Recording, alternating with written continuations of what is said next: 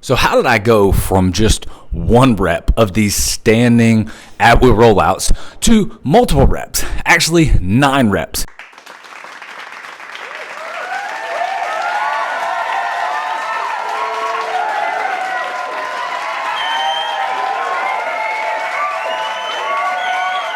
In this video, I'm going to take you through the methods that I used to get from no standing reps on an ab wheel 1 year ago to 9 reps on a standing ab wheel. So the first thing we need to talk about is laying the foundation for this kind of movement, because ab wheel rollout is a cool party trick, right? I remember seeing people on Instagram or seeing people on YouTube doing all kinds of fancy ab wheel rollouts, and it just really looks like it's the people look super strong that are able to do it.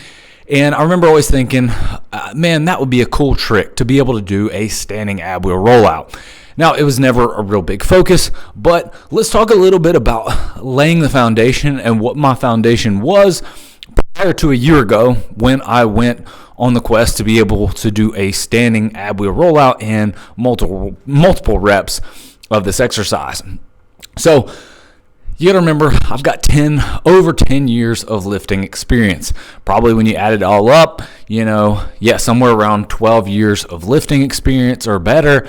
And I've done all kinds of types of lifting, from powerlifting to bodybuilding type, Olympic lifting, CrossFit, Spartan races and endurance, and jiu-jitsu, mixed martial arts, kickboxing, all these things. And through all those years, core strength was always of the utmost importance to me.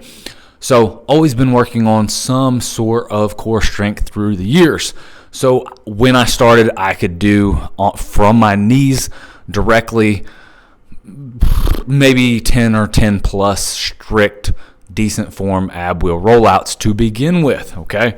So I already had enough strength to do a decent amount of ab wheel rollouts, and you're going to want enough strength to probably do at least 5 ab wheel rollouts. There's tons of exercises that you can do. I'll briefly go over. You're going to need some lat strength, because in the ab wheel rollout, you've got a decent amount of lat strength. You've got a decent amount of holding strength with your triceps, a decent amount of isometric strength there. Lat strength is super important when you get to that top range of motion. So you're going to need to be able to do some pull-ups in order to be able to generate this. Dumbbell pullovers, I think, are a good exercise, a good accessory exercise for developing the ab wheel rollout and that overhead lat strength to do it.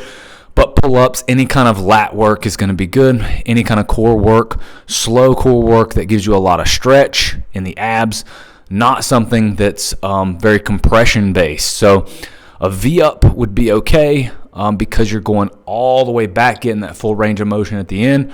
But like a seated pike, if you want to look up what a seated pike is, that would be not as much of a good exercise for this, in my opinion, because of the compression.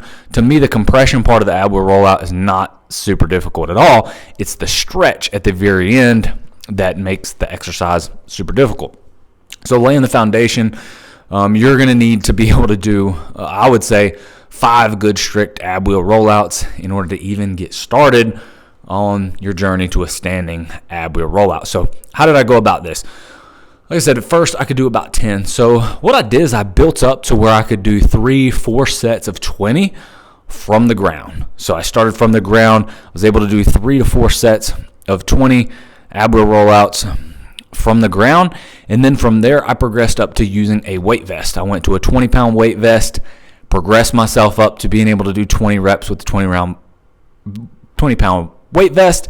Then from there, stepped it up to elevating myself about 7 inches off the floor, and then doing my ab wheel rollouts from there with no weight vest, building myself up to doing, 15, 16 reps from there with no weight vest, then using weight vest, building myself up to doing 3-4 sets with the weight vest at 15 plus reps, then elevating myself higher. Or then I actually progressed to using a heavier weight vest. So I went from a 20-pound weight vest to a 40-pound weight vest, built up to doing like 3 sets of 12 with a 40-pound weight vest from that 7-inch elevation, having my knees elevated.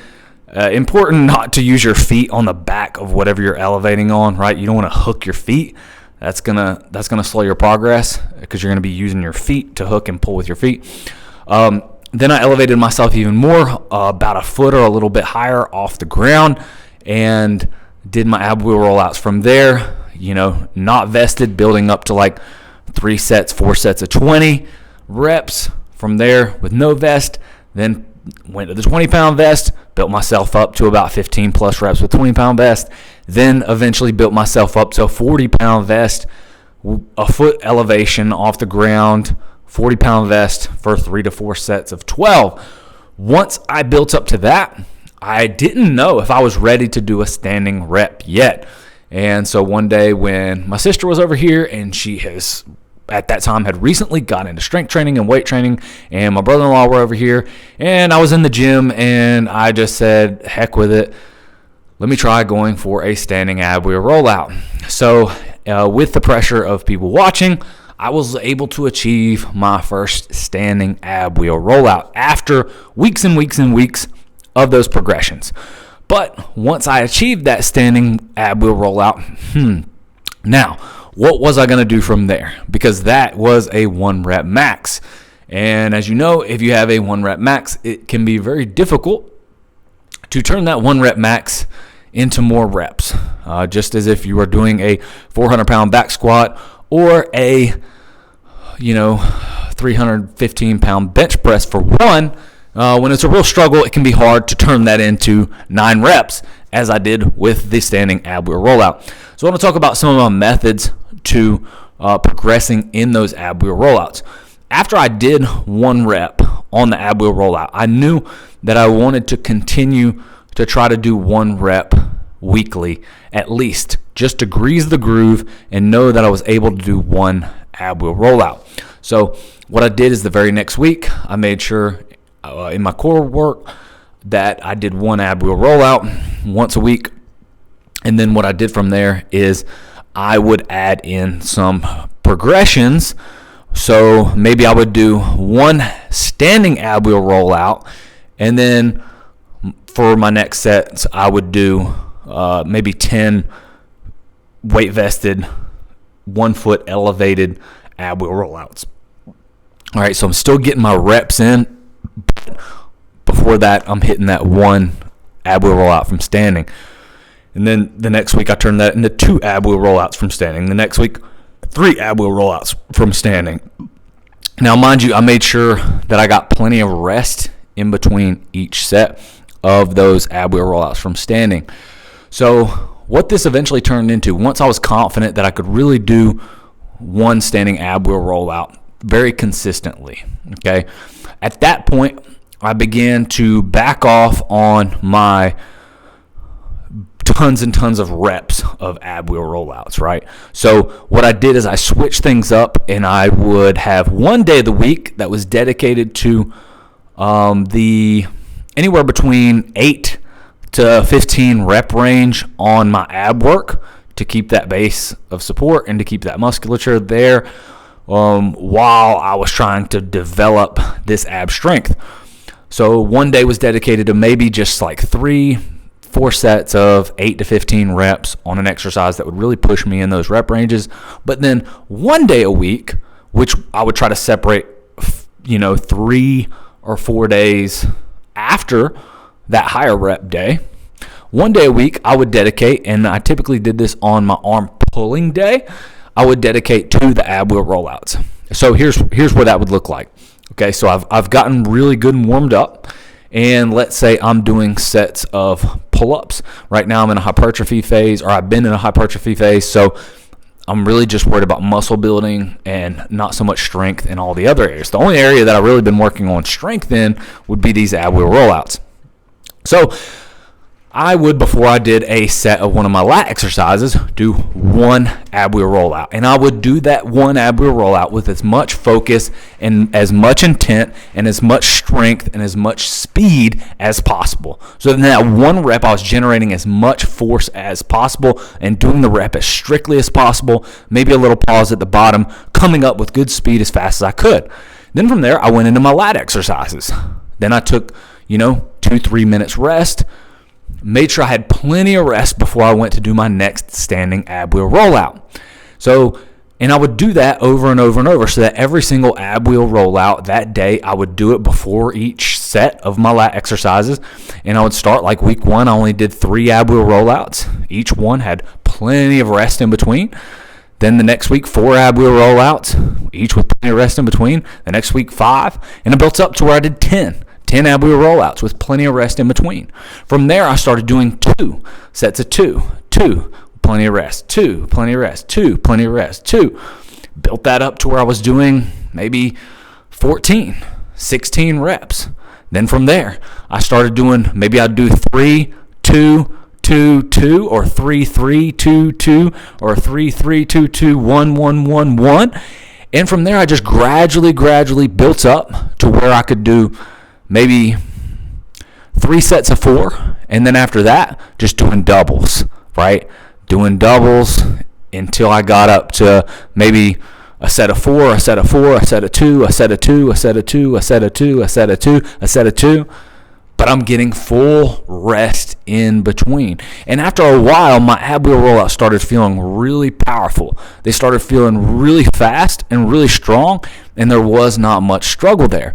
But my body had built up the ability to tolerate enough volume of doing, let's say I built up probably to the volume of maybe 20 total reps in one session. Now, mind you, I had plenty of rest, but my body was used to doing 20 reps. Now, in the meantime, I had been doing other core work, other supplemental core work on that other day of the week, right?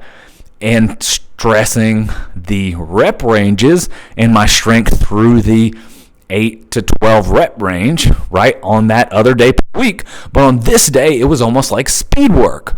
I was mostly working on speed and power on this day, and then more hypertrophy and maybe muscle endurance on the other day. Once I put that all together and really was confident in my ab wheel rollouts, then eventually I said, well, you know what? Let's test it. And I had never done over 4 ab wheel rollouts. Never done over 4. I mean, been doing this progression since it has been almost a year since I did my first standing ab wheel rollout. Never done more than 4.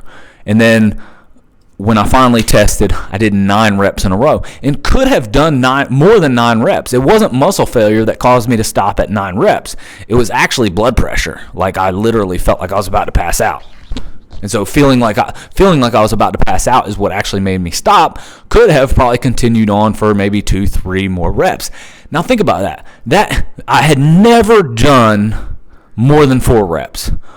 But here's the key. It was the intent behind the reps. Every single rep was done with precision. Every single rep was done with perfection in mind, with as much force generated as possible. So going through the reps in a sloppy manner, I wasn't just going through the motions. Every rep had the full intent of speed and power and strength and precision, and in that intent behind every single rep. Now, mind you, I was doing that other accessory work as well. But think about it. It was less than a year ago that I could only do 1 standing rep, and that was a 1 rep max. Now, this is for somebody who has a very long training age. For me to hit a PR is a difficult thing at this point in time, but I want you to think about that strength method because, I really feel like that method applies in a lot of areas. And I think that when you get into velocity training, and that's where getting a velocity meter and measuring velocity on other exercises like the squat, like the bench press, like the deadlift could be so beneficial because it's non-fatiguing. Remember, on those days that I was doing those ab wheel rollouts from standing, I was not fatiguing myself. I got to the point where it was strength work, it was power work, it was almost speed work. There was no fatiguing about it. It was pretty much raw strength work, speed strength work, or whatever. And that can definitely be applied in the strength world. I've got a good friend right now who is PRing all of his lifts, and he's not going much over RPEs of 5 or 6 on his lifts.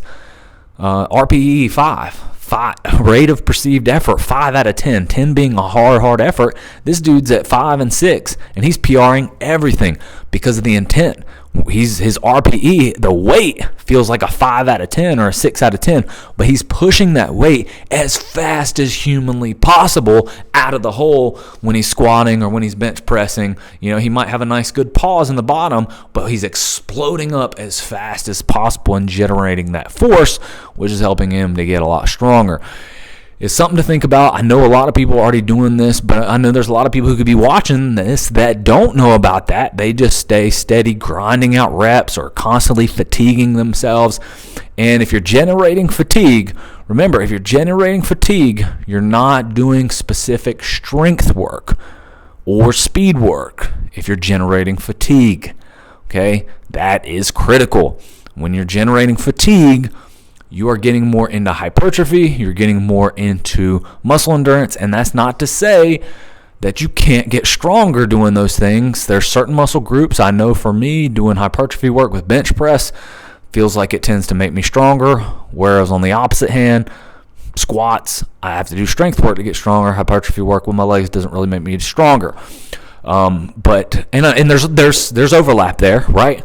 But just as a general rule of thumb, if you're always getting fatigued in your training, you're probably not improving that top end strength, right? That top end strength. So just some thoughts. Hey, please drop your thoughts in the comments. If you got any questions, whatever, please hit me up. And hey, thank you again. Thank you so much for watching.